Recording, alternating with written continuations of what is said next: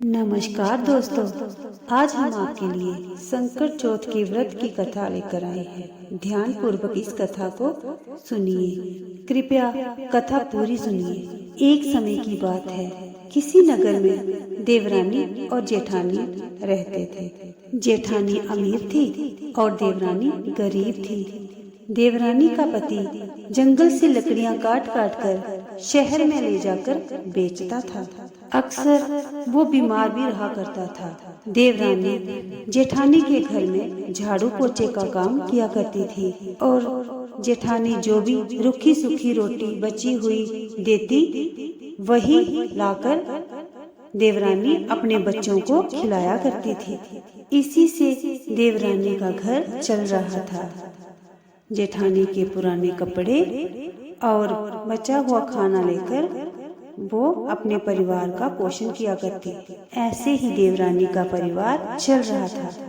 माघ महीने में देवरानी ने तिल चौथ का व्रत किया और बाजार जाके 5 रुपए के तिल और गुड़ लाकर तिलकुटा बनाया और पूजा करके तिल चौथ की कथा सुनी और फिर तिलकुटा छिक्के में रख दिया और सोचने लगी, जब चांद निकलेगा तिलकुटे का भोग लगाऊंगी और बच्चों को भी दूंगी और खुद भी प्रसाद के रूप में पालूंगी।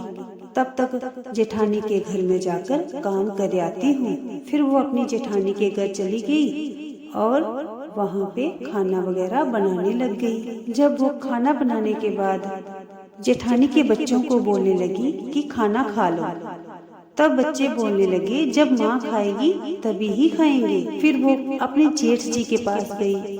उसने जेठ जी को भी बोला कि खाना खा ले, तो वह बोले कि मैं अकेला नहीं खाऊंगा, जब सब खाएंगे तभी खाऊंगा। तो देवरानी चुप रही। फिर जेठानी देवरानी के पास आई और बोली कि अभी तक घर में किसी ने भी खाना नहीं खाया है, तो मैं तुम्हें पहले ही खाना कैसे दे दूं? तो देवरानी चुप रही। तुम कल सुबह आना और बचा हुआ खाना ले जाना। देवरानी के घर पति और बच्चे सभी आस लगाकर बैठे थे कि माँ आएगी और आज त्योहार के दिन बहुत ही स्वादिष्ट भोजन ले आएगी। लेकिन जब बच्चों को पता चला कि उनकी माँ आज सूखी रोटी तक भी नहीं लाई है, तो बच्चे रोने लगे और उसके पति को गुस्सा आया कि सारा दिन काम करने के बाद शाम को घर खाली हाथ ही भेज दिया। पूरे दिन काम करने के बाद अगर 2 रोटी भी नहीं ला सकती तो इतना काम करने की क्या जरूरत है। ऐसा कहकर गुस्से में उसने अपनी पत्नी को बहुत मारा। उसने उसको कपड़ा धोने के डंडे से मारा। जब डंडा टूट गया तो उसने उसको पट्टे से मारा। वो बेचारी मन में गणेश जी का ध्यान करती रही और गणेश जी का ध्यान करते रोते रोते पानी पीकर सो गई। गणेश जी रात को उसके सपने में आए और गणेश जी बोले, धोबना मारी, पाटा मारी, सो रही है या जाग रही है? वो बोली, थोड़ा थोड़ा सो रही हूँ और थोड़ा थोड़ा जाग रही हूँ। तब गणेश जी बोले, भूख लगी है, कुछ खाने को दो। तो वह बोली, क्या दूं? मेरे घर में तो अन्न का एक भी दाना नहीं है। छिक्के में तिलकुटा रखा है, वही खा लो। जब गणेश जी ने देखा छिक्के में थोड़ा सा तिलकुटा था, तो गणेश जी ने तिलकुटा खाया और पूछने लगे, धोबने मारी, पाटे मारी, निपटने लगी, कहाँ निपटूं? तो वह बोली, पूरा घर पड़ा है, जहाँ मर्जी निपट लो। फिर गणेश जी बोले, धोबने पीटी, पाटे पीटी, कहाँ पहुँचूं? तो वह गुस्से से बोली, मेरे सिर पे पहुँच लो। और कहाँ पहुँचोगे? जब वह सुबह उठी तो वह हैरान रह गई। उसका पूरा घर हीरे मोतियों से जगमगा रहा था। उसके माथे पर हीरे मोतियों से जड़ा हुआ टीका जगमगा रहा था। और उस दिन वो जेठानी के यहाँ काम करने भी नहीं गई। मन ही मन वो सोच रही थी, कल देवरानी को खाना नहीं दिया तो शायद वो इसीलिए नहीं आई होगी। उसने अपने बच्चों को भेजा कि जाओ और अपनी चाची को बुला के लाओ। जब बच्चे गए तो उन्होंने बोला, चाची चाची चलो घर पे माँ बुला रही है, सारा काम पड़ा हुआ है। तो उसने बोला, अब मैं तुम्हारे घर काम करने नहीं जाऊंगी, उल्टा अपनी माँ को बोलो कि वो हमारे घर में आके काम कर ले। बच्चों ने जाकर अपनी माँ को बताया कि चाची का घर हीरे मोतियों से जगमगा रहा है। ये सुनकर जेठानी देवरानी के घर पहुंची। जब उसने देखा तो उसने पूछा, ये सब कैसे हो गया? तो देवरानी बोली, ये सब गणेश जी की लीला है। उसने गणेश जी की सारी लीला जेठानी को बता दी। तो जेठानी जी अपने पति से बोली, आप मुझे धोबने और पाटे से मारो। तो उसके पति बोलने लगे, पागल हो गई है?